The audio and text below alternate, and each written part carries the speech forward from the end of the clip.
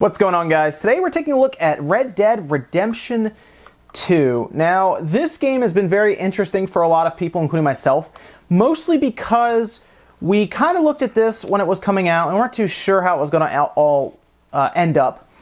And it comes out, and yes, it is very good overall. I want to say, first and foremost, this is probably the best game visually that I've ever seen. This is, the attention to detail really puts it over the edge, I think.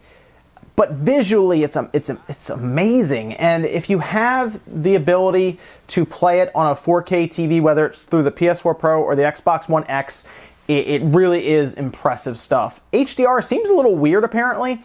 I don't like the monitor that I play on. I play on a 4K 28-inch computer monitor, and it doesn't have HDR, so I can't really comment on it, but apparently HDR is weird with this and you want to figure out your settings and everything. I've been playing this game. I'm about 15 hours in according to the game and the Xbox and everything, and I wanted to give my initial impressions because I probably won't have this game finished for another week or two, but there are some things that kind of stuck out to me that I wanted to talk about.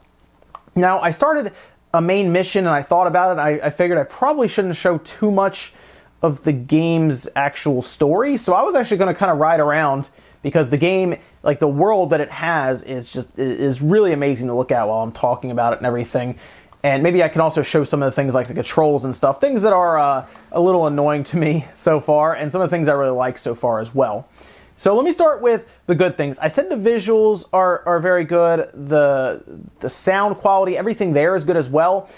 The animations are great as well. Just, I mean, like the character models, the acting for the characters, the scripting, everything is just good. Like, you can tell they spent possibly 7-8 years. We think it's about 7 years, but somewhere around 7-8 years. You can tell that they spent time just going through this game and just making it look and feel as real as possible. This really is another level when it comes to realism in a game world.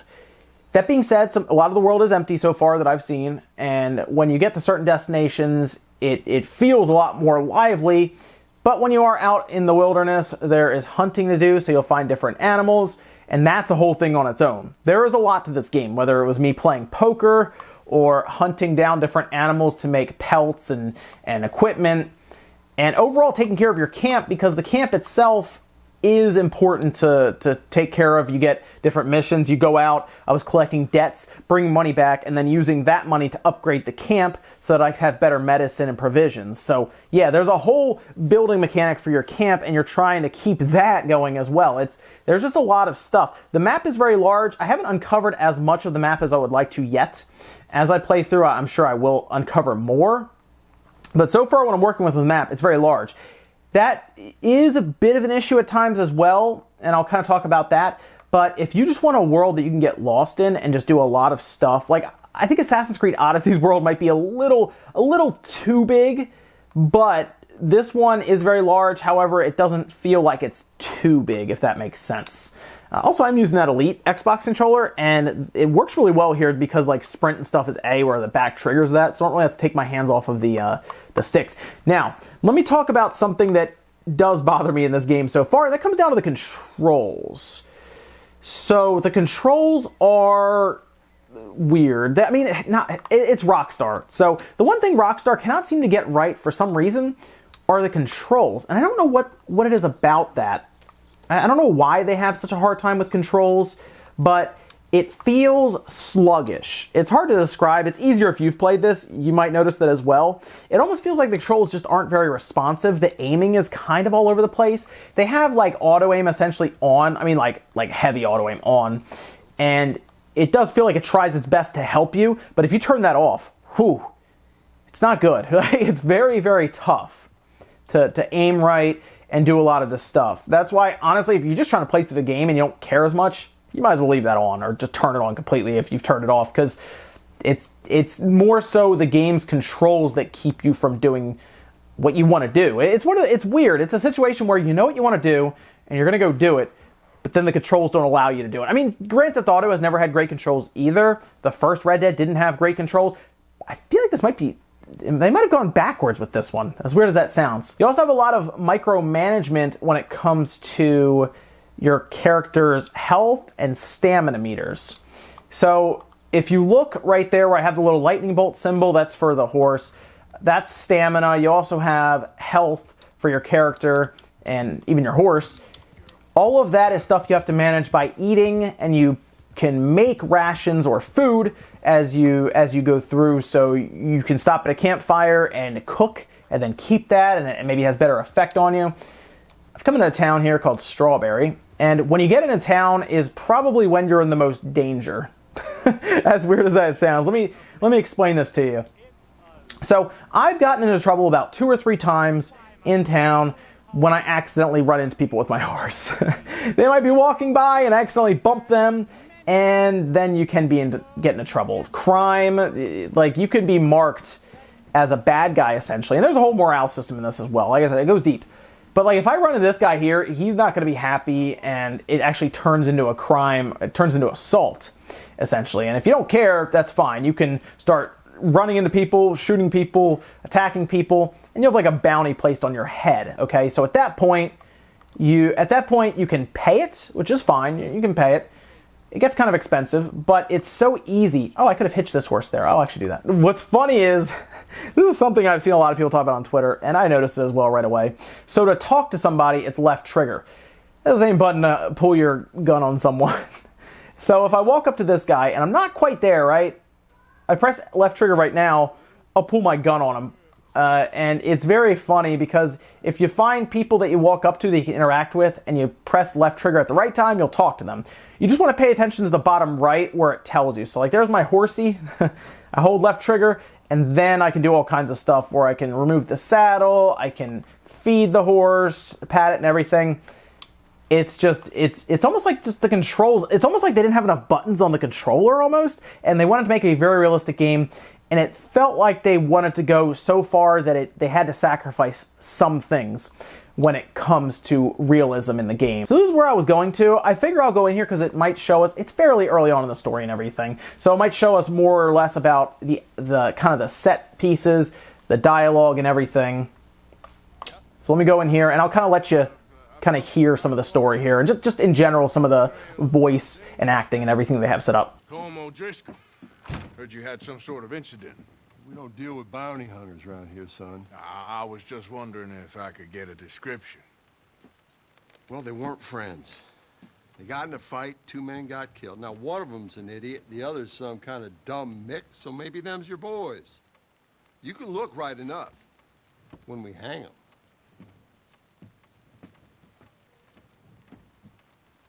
Thank you, Sheriff.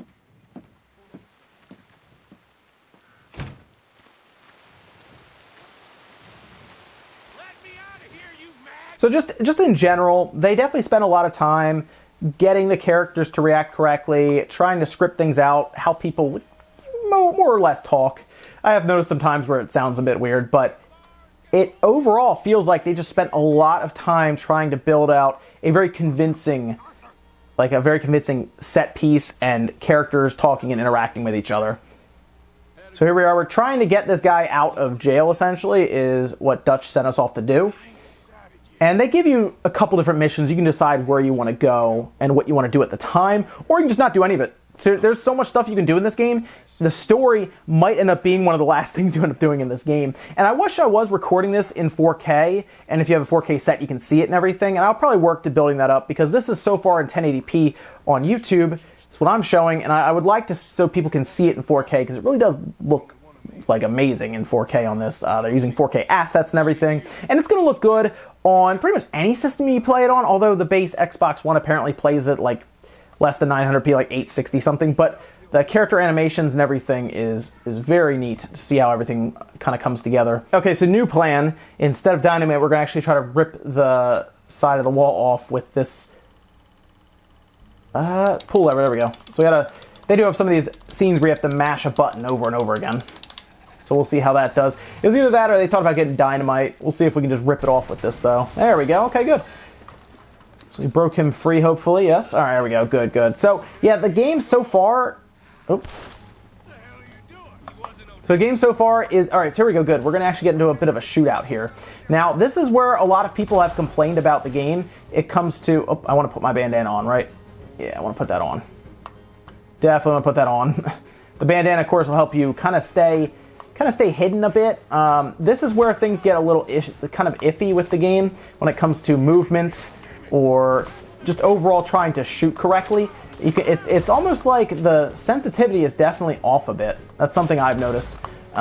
It's very slow to react, so you want to leave that on. I know some people don't want to, but it's almost like the game wants you to, because it's like the snap to targeting that people in Call of Duty and stuff will use a lot. It's definitely kind of needed here. So we're going to push up here, start getting rid of these guys. I'm using like a nice double barrel shotgun that makes it a bit easier to hit them. Now we're waiting outside. He's gone into this house now.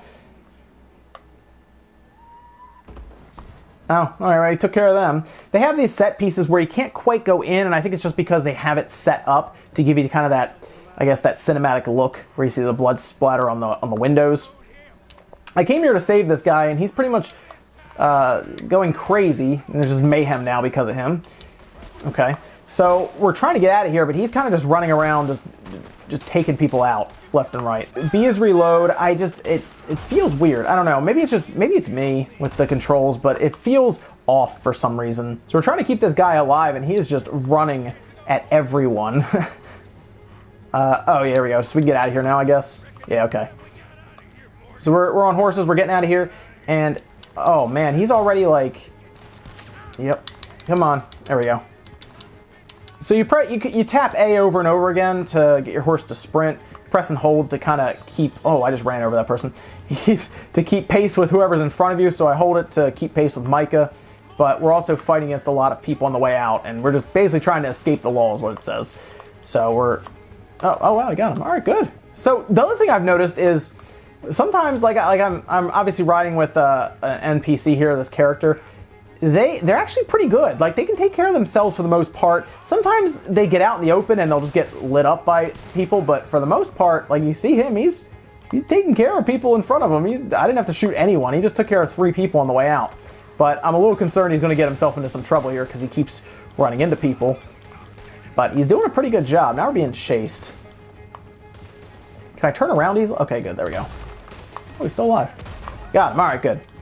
Oh, I'm running into trees. Yeah, that's the other thing.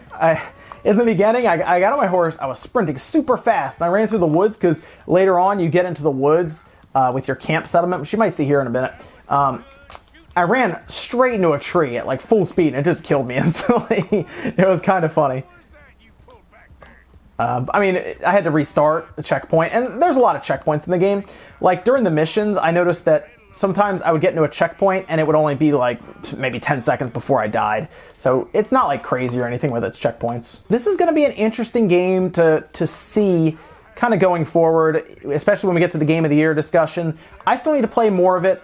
Like I said, I'm about 15 or so hours in, and the story hasn't been my main priority playing it. I've been kind of running around and doing other stuff. But I'm going to start playing pretty much exclusively through the story now, just getting through it, seeing how it all plays out. People have said the story is amazing, and we'll kind of see, because so far my Game of the Year was God of War. Spider-Man was good, but I still have God of War at the top. But the quality of this game is compelling. It really is, especially when you get into things like Game of the Year discussion. So we'll kind of see how this goes along for me going forward. I'm going to try to have this done in the next few weeks, but overall, I'm really enjoying it. I really am, and I think it's worth the $60 so far. I need to, like I said, play more, but it sounds like the story is somewhere between 45 and 60 hours, and seems pretty good so far. Make sure, I would recommend, if you have a 4K TV and you're thinking about buying this, and maybe you're buying a system for it, go with the upgraded Pro or the X model, whether it's the PS4 or the Xbox One, because on the Xbox One X it's native 4K, on the PS4 it is upscaled, but